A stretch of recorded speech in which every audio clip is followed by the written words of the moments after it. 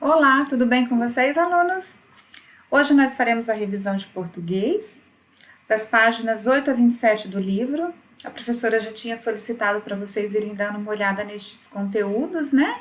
Aos poucos a professora foi passando de tarefa para vocês irem olhando os conteúdos de pouquinho em pouquinho.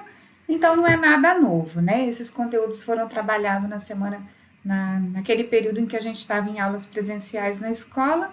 Então, hoje a professora fez uma revisãozinha e colei aqui. Então, aqui atrás a professora fez um resumo de tudo que nós vamos falar hoje.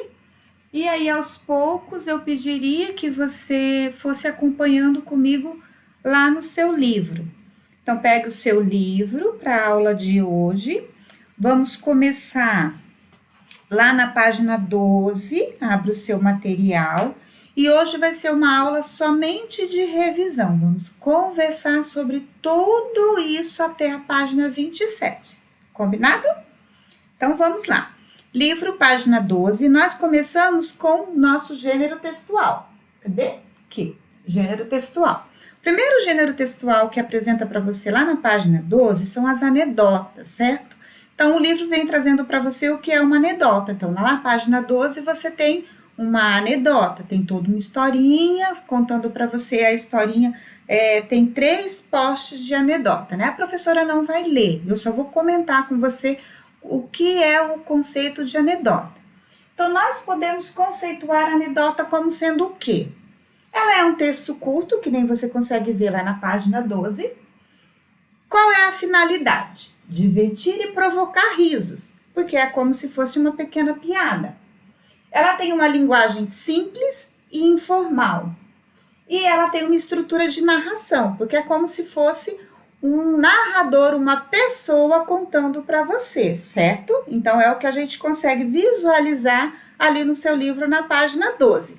Então, aqui no conceito de anedota, eu te trouxe toda a estrutura desse gênero textual. Beleza? Continuando. Ali na página 13, fala para você o que a professora colocou aqui em forma de resuminho, certo? Então, vamos lá. Na página 14, ele te traz um outro gênero textual, os contos divertidos. A nossa história trabalhada aqui, 14 e 15, foi a história do ladrão, lembra? Espero que vocês tenham relido essa história. Ela é bem interessante, porque assim... qual é o foco diferente dos contos divertidos? Tá aqui, ó. Qual é o diferencial dos contos divertidos? Como gênero textual, ele tem narrações curtas, mas ela é um pouquinho maior que as anedotas, que nem a gente consegue fazer essa diferença analisando, né, os 2 textos pelo livro. Ela também tem o objetivo de divertir e provocar risos. E o final é surpreendente, porque normalmente ele é um final que ninguém espera. Ele foge de uma coisa natural que você iria achar que iria acontecer. É igual um texto que nós trabalhamos que falava sobre o jogo do videogame, lembra? Nas narrativas de aventura. Ele também se encaixa dentro aqui. Porque no final de todo acontecido, você vê que ele estava jogando um videogame. Então, assim, ninguém imaginava que aquilo que estava sendo contado era um jogo. Você achava que era um conto de aventura, que a pessoa estava vivenciando algo extraordinário. Então, esses finais surpreendentes é uma das características dos contos divertidos. E página 16. Lá na página 16, ele traz para você o conceito que a gente já falou. Então, nós conceituamos anedotas, conceituamos contos divertidos e falta a sketch, que seguindo a sequência do seu livro vai estar um pouquinho mais lá para frente. Vamos seguindo a ordem cronológica do nosso livro, que daí na hora que você for estudar você não se perde. Combinado? Certo. Aí lá na página 17, a gente entra com a parte gramatical, acentuação gráfica, é essa parte aqui, parte gramatical. A professora quer conversar com vocês dentro dessa parte. Antes da gente entrar no que o livro já traz para vocês, que são essas questões de oxítona, paroxítona e proparoxítona, eu preciso retomar com vocês o conceito do que é uma sílaba, certo? Sílaba, o que é sílaba? Sílaba são fonemas emitidos de uma só vez, ou seja, é o som que você produz ao falar, é o som da sua voz. Por isso que ele fala que é fonemas emitidos de uma só vez. Aí, dentro de sílabas, nós temos a sílaba átona, que é a sílaba mais fraca presente na palavra, e a sílaba tônica, que é a sílaba mais forte de uma palavra. Tá aqui os dois conceitos para você. Dentro dessa questão de sílaba, nós podemos classificar ela de acordo com a separação, de acordo com o número de sílabas que compõem uma determinada palavra. Em monossílaba, quando ela tem apenas uma sílaba, ou seja, ela é formada por apenas um fonema, uma emissão de voz. Fé. Ela é formada por duas sílabas, quando tem dois fonemas. Amor. Ela é formada por três sílabas, que nós chamamos de trissílaba, quando ela tem três fonemas. Amiga, entre outros exemplos. A professora só colocou um. E tem também polissílaba, quando ela é formada por quatro ou mais fonemas. Neste caso, eu te dei duas palavrinhas. Esperança, isolamento, porque dentro de polissílaba é quatro ou mais fonemas. E isso aqui, essa classificação se refere ao número de fonemas, ao número de sílabas que compõem uma palavra, certo? Agora, em relação à sílaba, falando de sílaba tônica, que é a sílaba mais forte de uma palavra, existe uma outra classificação, dependendo da posição que se encontra essa sílaba tônica. Aí, tá aqui no seu livro, lá na página 18. Nós podemos classificar essas sílabas como sendo oxítona, paroxítona e proparoxítona, dependendo da posição dessa sílaba tônica, certo? Tá, mas antes da professora entrar nessa classificação, eu preciso rever com vocês uma outra questãozinha, porque para isso nós vamos estudar algumas regrinhas, porque o quinto ano já começa essas regras gramaticais. Nós precisamos diferenciar e saber o que é. O que é um ditongo? Ditongo é o encontro de duas vogais na mesma sílaba.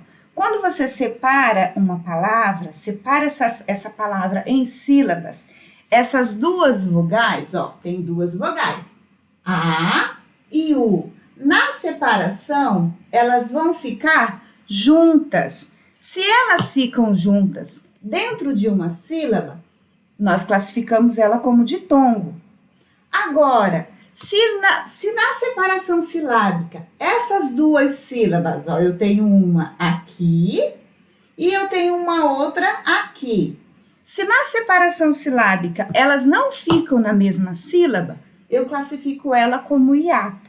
Então, essa é as duas diferenciações entre ditongo e entre hiato. Combinado? Só revisando aquilo que nós já estudamos. Beleza. Eu diferenciando ditongo de hiato, agora vamos estudar a classificação das palavras em relação à posição da sílaba tônica. Vamos lá. Quando que uma palavra ela é oxítona? Quando a sílaba tônica está na última posição. Neste caso, oração. A sílaba tônica é a última. Quando que uma palavra é paroxítona? Quando a sílaba tônica é a penúltima. Neste caso, Bíblia. Quando que uma palavra ela é proparoxítona? Quando a sílaba tônica é a antepenúltima. No exemplo que a professora deu, médico. Aí, o nosso livro, lá na página 18, ele traz umas regras para você saber classificar e, em alguns casos, acentuar essas palavras. Por quê? Por exemplo, todas as palavras proparoxítonas, elas vão receber acento, porque a regra dela deve ser acentuada.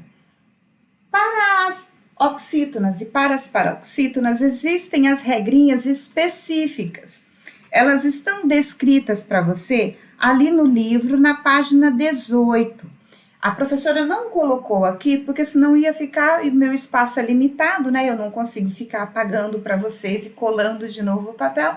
Mas ali na página 18 do seu livro, encontra para vocês as regrinhas. Elas trouxe para nós como sendo as oxítonas terminadas em A, E, O, seguidas ou não de S. O que isso quer dizer? O plural ou não dessas palavras, em e ens, das oxítonas. Das palavras paroxítonas terminadas em R, N, L, X, PS, US, L, AN, ANS, E, e algumas no plural, combinado? Então, olha ali no seu livro, estude as regras das paroxítonas, que são as que mais têm regras para serem acentuadas, certo? Então, essa é a nossa parte gramatical deste conteúdo que nós estamos revisando. É um conteúdo que você já vem estudando desde o terceiro ano. Então, nós estamos só revisando, certinho? Então, continuando. Lá na página 20 do seu livro, entra a questão da ortografia. Tá aqui, ortografia. Dentro da questão da ortografia, nós vamos ver a sonoridade. O que é a sonoridade? É aquilo que você escuta, é o som, certo? E a gente percebe que o X e o CH, ele tem o mesmo som em algumas palavras. E é isso que ele vem trazendo aqui para você. Como é que eu vou saber quando usar o X, quando eu usar o som, quando eu uso o CH? Então, o livro traz para você duas regrinhas do uso do X. Tá aqui. Quando que eu vou usar o X? Geralmente, não é uma regra exata, é geralmente. Em alguns casos, você aplica ela. Em outros casos, não tem como você usar essa regra, certo? Quando? Depois de ditongo. Aí você já tem que ter entendido bem certinho na sua cabecinha. O que é ditongo? Então, na dúvida, volta lá, certo? Depois de ditongo, geralmente eu uso, no caso de, tá aqui, peixe, se usa X. Depois da sílaba inicial, em e me, geralmente se usa X, tá aqui, ó. Enxergo, vem o X. Mexerica, começa com me, usa-se X. Mas não é uma regra, é geralmente. Na dúvida, o que você também pode fazer? Analisar, por exemplo, a palavra que deu origem a ela. Enxergo, vem de qual? Enxergar, mas daí você também teria que saber como é que se escreve enxergar. Essa regra também se aplica a ela, né? Enxergar também vem depois de ditongo. Mas e se você não souber? Além da prática escrita, uma boa leitura, você ter o hábito de leitura também facilita na sua escrita. Use o dicionário. O livro traz para você que a questão do dicionário é muito importante, né? Na dúvida da escrita de uma palavra, você pode utilizar esse recurso de utilizar o dicionário para tirar a sua dúvida, combinado? E ele também fala o seguinte, vai na origem da palavra, né? Que foi o que a professora falou. Se vem de enxergo, quem que dá origem a essa palavra? Enxergar. Mexerica é uma fruta, né? Então, sempre tenta descobrir quem é o radical dessa palavra que originou ela. Então, também é uma outra dica importante, certo? Na página 21 começa as revisões de conteúdo. E lá na página 23 termina trazendo para você o conceito do que é esquete, que é o último que falta aqui para nós. O que vem ser uma esquete? É um gênero textual parecido bastante com o roteiro, que é o que a gente está que terminamos de estudar agora no capítulo 4, né? Ela é uma narrativa para ser encenada. Ela é curta e cômica. O que é uma narrativa cômica? Ela provoca humor. Por isso que ela está nesse gênero textual. Assim como as anedotas, os contos de humor, a esquete também é para provocar riso.